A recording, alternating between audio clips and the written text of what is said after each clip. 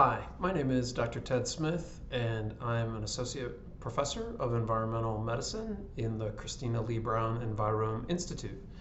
And today I'd like to share with you an abstract summary of a paper that was published in January of 2021 in JAMA Health Forum. And that paper was entitled Wastewater Surveillance Can Have a Second Act in COVID-19 Vaccine Distribution. And this research effort, led by myself and Dr. Aruni Bhatnagar, was highlighted in this particular article, and we were joined by our colleague, Dr. Gail Castle at Harvard University. And we, in this paper, highlighted the opportunity that we have as a country and as a globe to use wastewater monitoring as a really important tool to get a better handle on how we're doing with vaccine distribution and coverage. And for those of you that don't know, using wastewater as a medium to determine who or how many people have been infected has been around since the 1920s. And has been a tool that was instrumental in eradicating polio globally.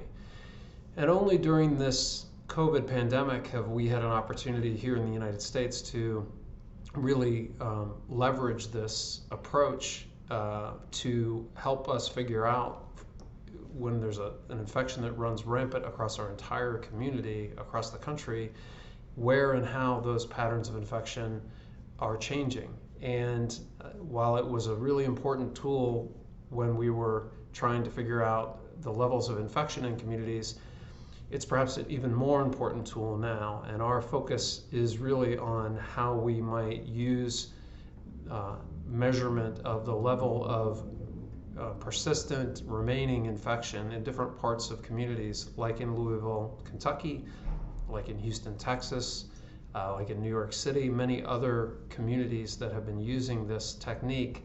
How can we use it to guide the remaining vaccination activities that we're going to really need to be successful with to stamp out COVID-19?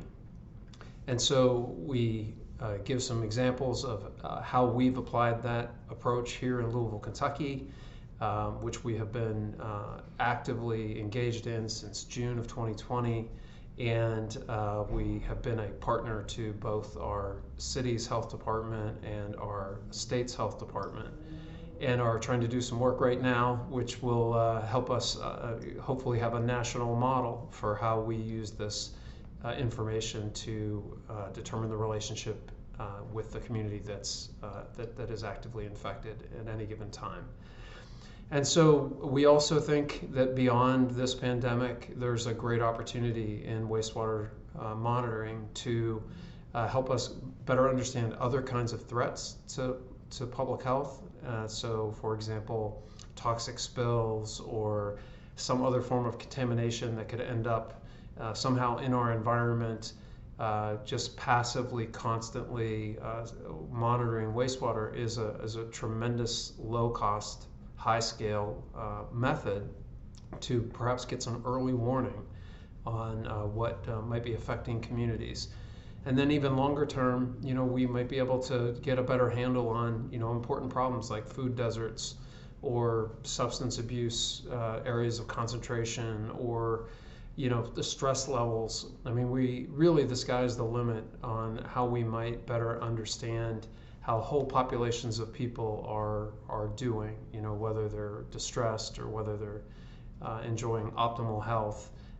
It is our hope that this platform is a perfect companion to the other things that are done in environmental medicine, and we look forward to the country as a whole adopting this framework to go beyond COVID and really develop a next generation of environmental monitoring. Thanks so much.